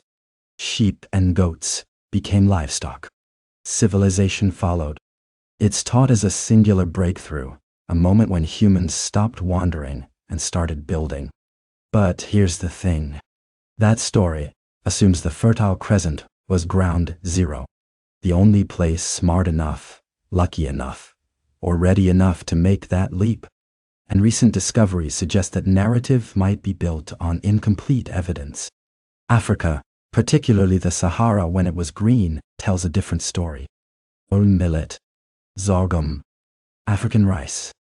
These crops were domesticated independently in Africa, and the timeline keeps getting pushed back. We're finding evidence that Africans weren't learning farming from the Middle East. They were developing it themselves, possibly at the same time, maybe even earlier. Think about it like discovering your house was built on an older foundation. You thought you knew when construction started. You had the paperwork, the original plans. Then you're digging in the basement and you hit stone, cut stone, arranged in patterns, clearly part of an earlier structure. The house you see isn't the first one on this plot. It's just the one that survived long enough to be remembered. The Green Sahara offered something the Fertile Crescent had: vast grasslands, reliable water, herds of wild animals. Why wouldn't experimentation with plants happen there too? The conditions were ideal. You've got hunter-gatherers following animal migrations across lush savanna. They're already observing which plants the animals prefer, which seeds sprout after the rains. That's the foundation of agricultural knowledge, right there. Then, there's Göbekli Tepe in Turkey, and it's completely scrambled our assumptions. This massive stone complex with its carved pillars and ritual spaces dates to 9,500 BCE, before widespread agriculture. For decades, we believed the sequence was simple. Farming creates surplus, surplus creates settled life creates civilization, civilization builds monuments. Göbekli Tepe suggests we had it backward. People were building complex structures before they were farming, which means they had organization, cooperation, shared purpose, all the hallmarks of civilization, without agriculture driving it. So the question shifts. Did civilization cause agriculture, or did agriculture cause civilization? And if the answer is that civilization came first, then where did that early social complexity develop? Maybe in places we haven't looked hard enough. Like the Sahara, when it was green. Here's the challenge with finding evidence. The Fertile Crescent got lucky with preservation. Dry conditions. Stable settlements that became tells. Those layered archaeological mounds, where you can read history like tree rings. But Africa? The Sahara oscillated between lush and desert. Materials decay faster in humid climates. Organic remains, seeds, wooden tools, plant fibers, they don't survive the way they do in perpetually arid zones. The absence of evidence isn't evidence of absence. It's just harder detective work. And there's another layer. What if agricultural knowledge didn't just develop independently in Africa? What if it spread from Africa? We know populations migrated. When the Sahara began its transition to desert around 5,000 years ago, people moved. They went east toward the Nile, north toward the Mediterranean, south into sub-Saharan Africa. They took their knowledge with them, their techniques, their seeds. Could the Fertile Crescent have received agricultural ideas from African migrants? It's not the story we've been taught, but the genetic evidence of crop diversity and human migration patterns doesn't rule it out. In fact, it supports waves of knowledge exchange moving in multiple directions. Not a single origin point, but a network of innovations spreading across connected populations. This matters more than just correcting historical timelines. It changes how we understand human ingenuity. The standard narrative presents civilization as something that happened in one place, then spread outward like a ripple. It implies some groups got there first while others were waiting to learn from them. But if agriculture emerged independently in multiple regions, the Fertile Crescent, Africa, China, Mesoamerica, then we're looking at something more profound. We're looking at humans everywhere solving the same puzzle, making the same creative leaps when conditions aligned. It suggests the capacity for civilization isn't rare or geographically bound. It's human. Given the right environment, people will innovate. They'll transform their world. They'll go from following the herds to guiding them, from gathering seeds to planting them. And if the Sahara was that environment 10,000 years ago, then we're not talking about a peripheral region that learned from elsewhere. We're talking about a potential cradle of agricultural knowledge that's been written out of the story because its evidence is buried under sand, washed away by ancient rivers, or simply too difficult to reach with current archaeological methods. The truth is probably more complex than any single narrative. Multiple origins. Knowledge flowing in multiple directions. Sometimes innovations spreading through contact, sometimes developing independently because humans faced similar challenges and arrived at similar solutions. That's not a tidy story, but it's probably closer to what actually happened. What would change if we confirmed agriculture started in Africa first, or at least simultaneously? It would reframe how we teach human history. It would challenge deep assumptions about which regions were advanced and which were catching up. It would remind us that the history we know is shaped by what survives, what's been excavated, and what fits the narratives we inherited. Every answer creates new questions. The Sahara keeps its secrets well. But every few years, some piece of evidence emerges. A site that's older than expected. A crop domestication timeline that shifts backward. A tool or storage vessel that suggests more complexity than we'd assumed. Each discovery doesn't overturn everything we know. It adds a new room to the house, reveals another layer in that older foundation. And that's where we are now. Standing in the present, looking at the structure of human history we've built, and realizing there's more underneath. The question isn't whether we'll find it. It's whether we're willing to keep digging, keep questioning, keep revising our understanding when the evidence demands it. Because the real story of agriculture, where it started, how it spread, who taught whom, it's still being written. You know, sometimes the most incredible discoveries come from learning to see what's been hidden in plain sight all along. We've been talking about what might be buried beneath the Sahara sand. But here's what really challenges our assumptions. It's not just what's under the sand. It's what's under the water. Picture this. You're looking at satellite imagery of the Sahara. Endless dunes, rocky plateaus, that familiar beige expanse. But then you switch on ground-penetrating radar, and suddenly, rivers. Massive ancient river systems threading through the desert like ghost highways, completely invisible from the surface. They're there. They've always been there. We just weren't looking in the right way. The Tamanrasset River is perhaps the most stunning example. We're talking about a mega river, and I mean a megai. This thing once flowed from the heart of the Sahara all the way to the Atlantic Ocean. Imagine the Nile, but cutting through what's now pure desert. Scientists discovered it by piecing together radar data, satellite imagery, and geological surveys. Channels still there underground, preserved beneath millions of tons of sand. Now, this is where things get truly fascinating. Because these weren't just isolated rivers. They were networks, interconnected waterways that would have supported ecosystems, wildlife, and yes, human settlements along their banks. We're finding evidence of ancient lakes, tributaries, deltas, where these rivers met the sea. An entire hydrology that simply vanished. But it didn't just vanish into the sand. Some of it vanished into the ocean. At the end of the last ice age, around 11,700 years ago, something dramatic happened. The glaciers melted. Sea levels rose, not by inches, by meters. In some places, over 100 meters. Coastlines that had been home to human settlements for thousands of years were swallowed by the Atlantic and the Mediterranean. Gone. Underwater. Think about where people build settlements. They build them near water, on trade routes, at the mouths of rivers. So when these Saharan rivers reached the coast, back when the Sahara was green, where were the settlements? They were right there. Those river mouths. On that ancient coastline, which is now hundreds of meters offshore, beneath the waves.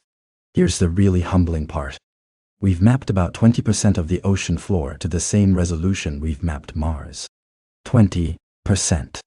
The continental shelf off West Africa, where those ancient river deltas would have created perfect harbor sites, perfect fishing grounds, perfect places for coastal civilizations.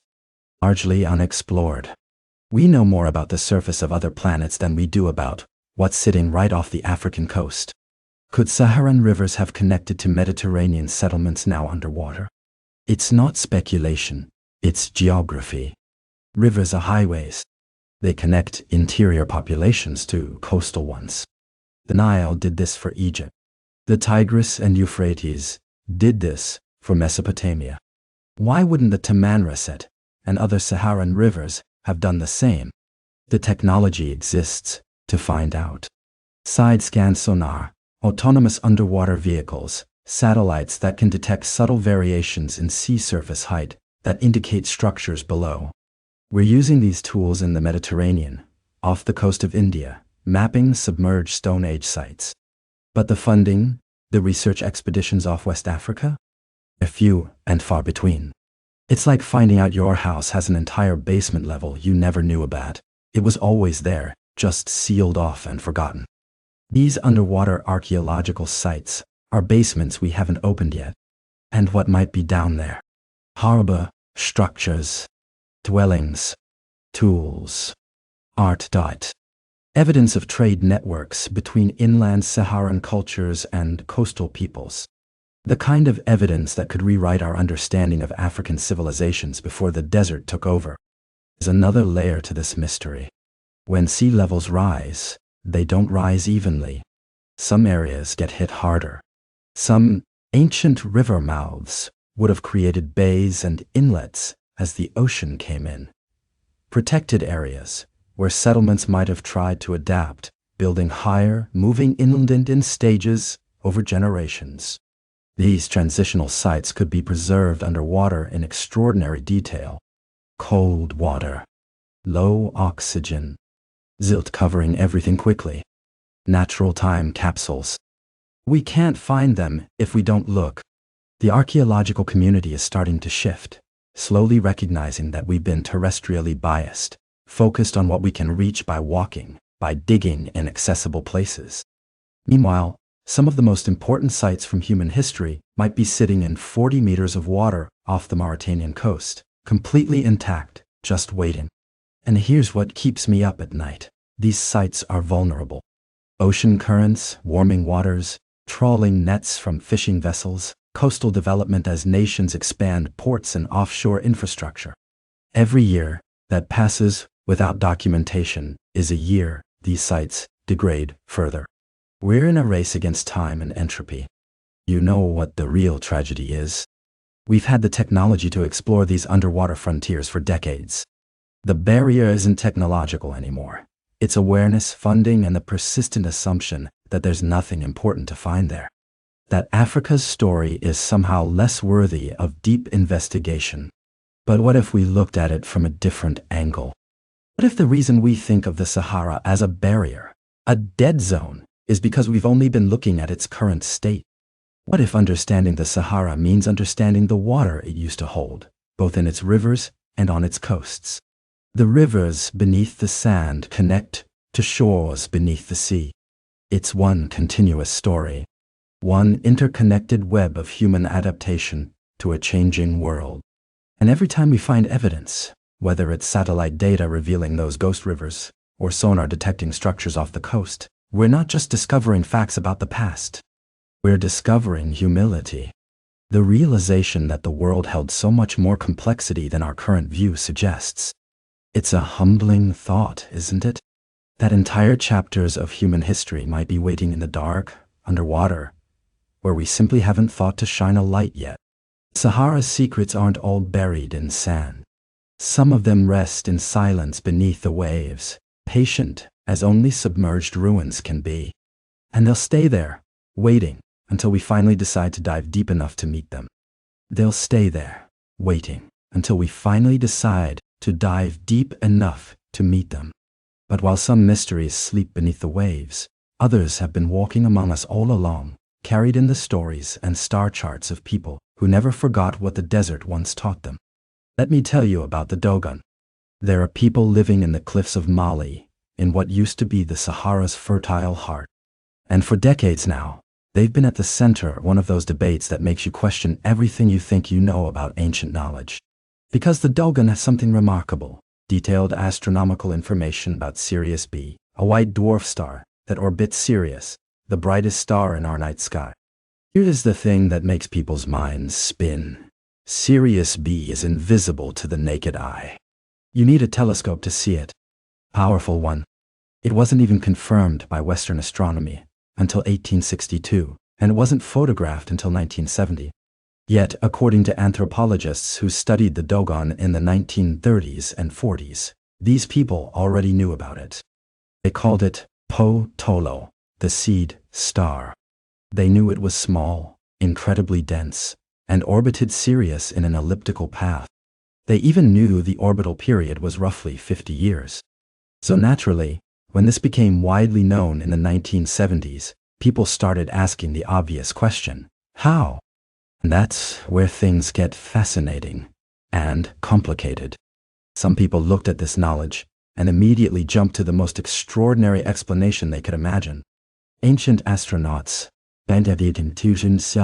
astronauts, extraterrestrial visitors who shared cosmic secrets with isolated African tribes thousands of years ago. It's the kind of story that makes for compelling television and best-selling books. But here's where we need to pause and think carefully, because there's another explanation that's far less dramatic, but far more interesting when you really examine it. It's possible, perhaps even likely, that the Dogon learned about Sirius B from European visitors in the early 20th century. French anthropologists, missionaries, travelers, people who might have casually mentioned recent astronomical discoveries without realizing they were planting seeds that would grow into a much larger mystery.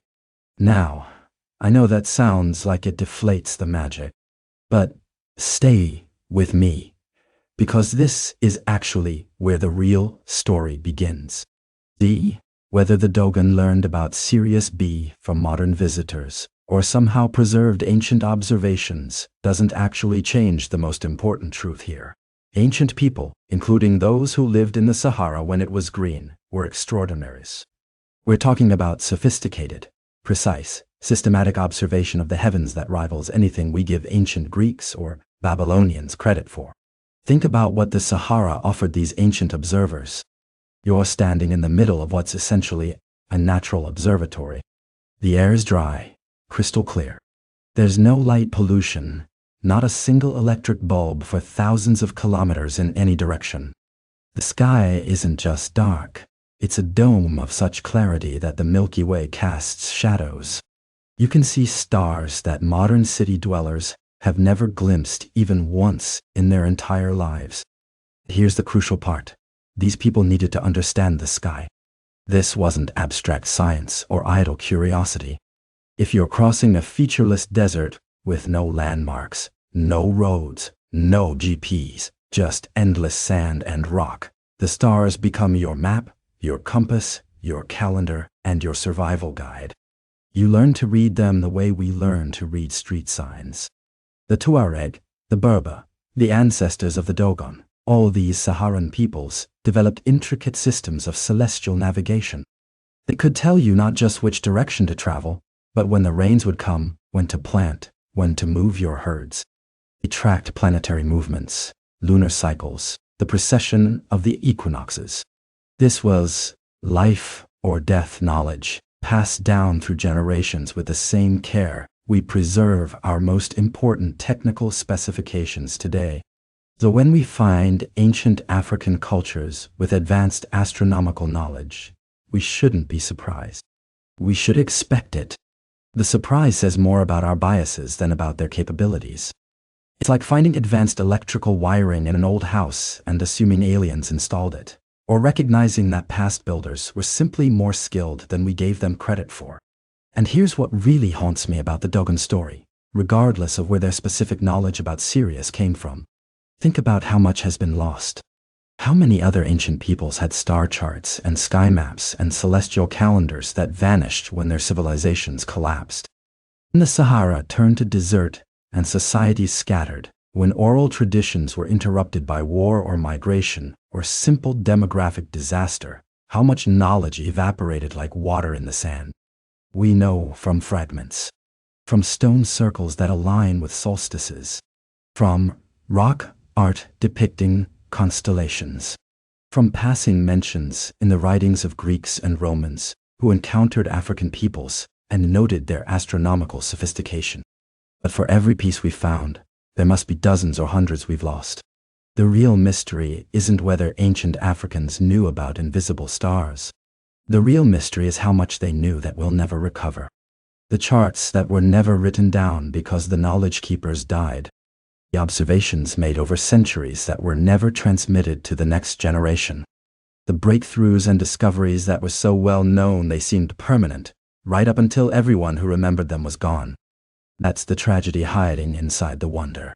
Every ancient culture that collapsed took libraries worth of knowledge with them. Not libraries of books, perhaps, but libraries of experience, of careful observation, of hard-won understanding about the cosmos and our place in it. And you know what's humbling about all this? We're still doing it. Right now there are indigenous peoples with knowledge of plants, animals, ecosystems, and yes, even astronomical phenomena that exists nowhere else. When those communities disappear or assimilate, When languages die and elders pass without teaching the next generation, we lose windows into understanding that took thousands of years to develop. The Dogon teach us something important, whether their serious knowledge is ancient or modern. They teach us that every culture that looks up at the sky with wonder and dedication will find things worth knowing. They teach us that necessity really is the mother of innovation. When you need the stars to survive, you learn to read them fluently.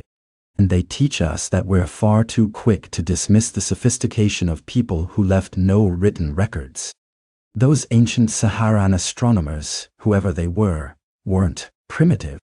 They were looking at the same sky we see, asking the same questions, and finding answers that work. Some of those answers survived. Most didn't. But the fact that any survived at all is a small miracle. What ancient astronomical knowledge would be most useful to learn today?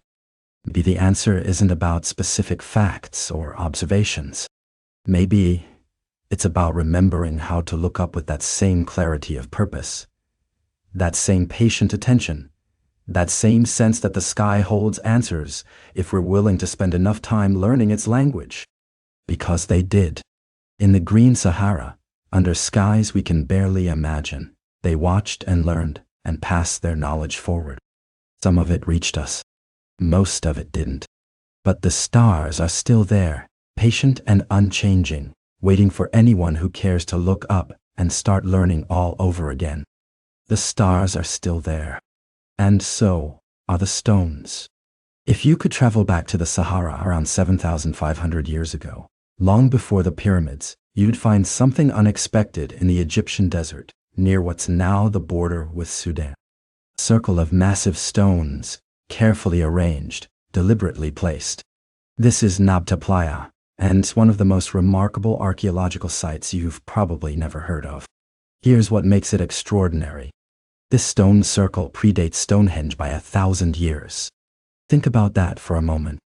While we often imagine ancient Britain as the birthplace of megalithic astronomy, people in the Sahara were already doing it, already watching the sky, already moving stones that weighed tons into precise configurations.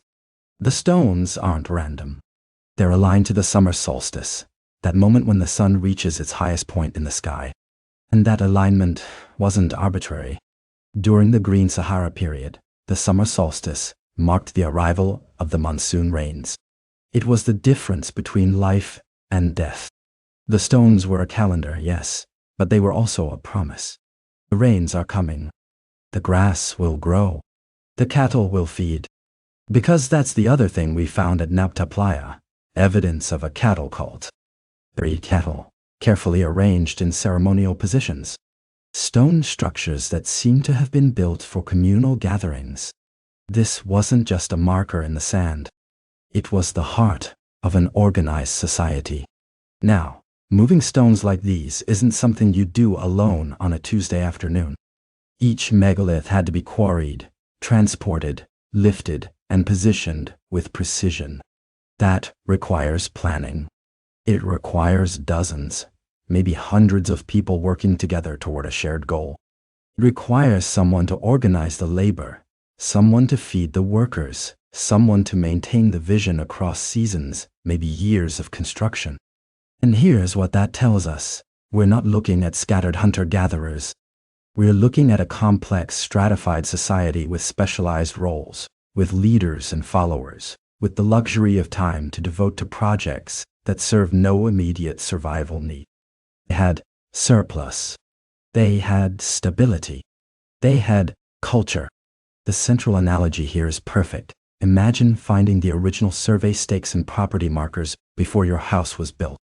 You'd have proof that someone planned this location, engineered it, thought about it long before any foundation was poured.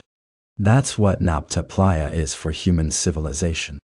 It's evidence that people were planning, building, watching, and recording thousands of years before we thought they were capable of. But Nabta Playa isn't alone. Similar structures are scattered across the Sahara. Most are buried under sand or simply haven't been studied because the desert doesn't give up its secrets easily. Ground-penetrating radar has revealed circular stone formations, in Mauritania, Chad, and Libya. We don't know what they all are. We haven't excavated most of them. The pattern is clear. During the Green Sahara period, people across this vast region were building monuments aligned to celestial events. Why? That's the question that keeps archaeologists up at night. Part of the answer is practical. If you're living in a landscape that transforms with the seasons, you need to know when those transformations are coming. When to move your herds. When to plant. When to prepare for the dry season. The sky was the most reliable clock they had. But there's something deeper going on. These monuments required sacrifice. Not human sacrifice necessarily, but the sacrifice of time, energy, and resources. You don't haul multi-ton stones across the desert just to remember when summer starts. You do it because the act of building means something.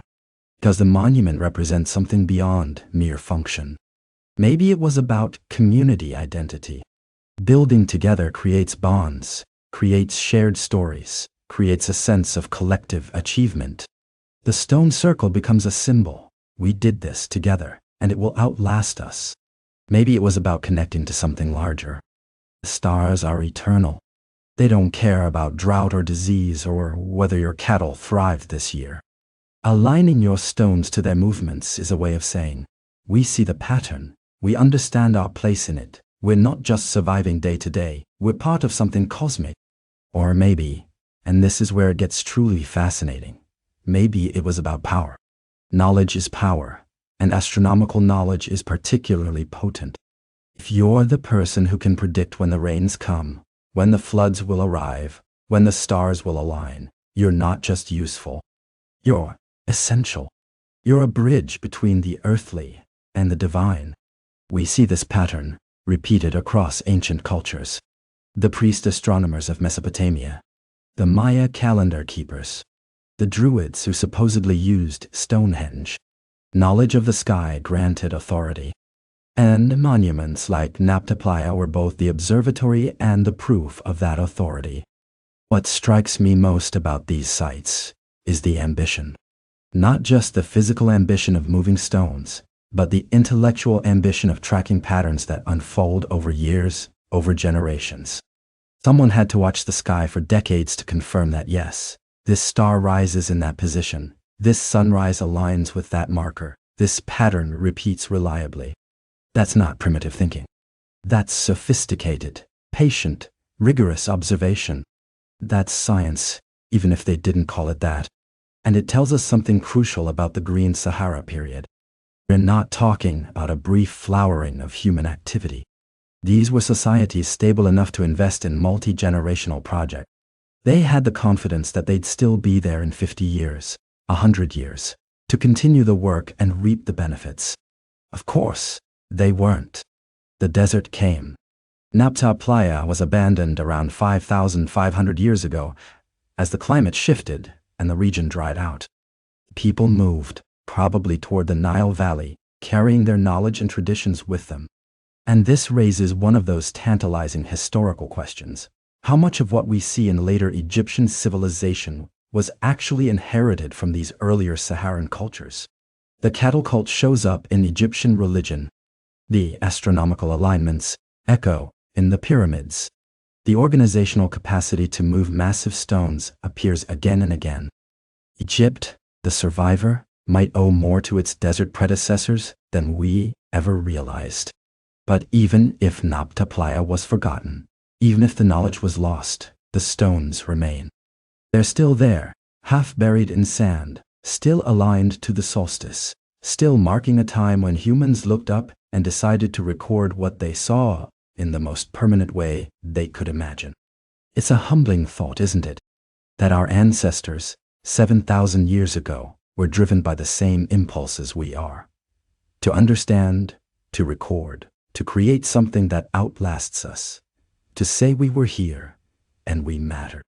Stones at Nabta Playa aren't just evidence of ancient engineering. They're a message across time. We saw. We understood. We built. We dreamed of permanence in a landscape that refused to stay still. And now, Thousands of years later, we're still trying to decode that message, still feeling that same sense of awe that must have filled the builders when they finally set the last stone in place and watched the sun rise exactly where they knew it would. The desert keeps its secrets, but sometimes, if you know where to look, the stones speak.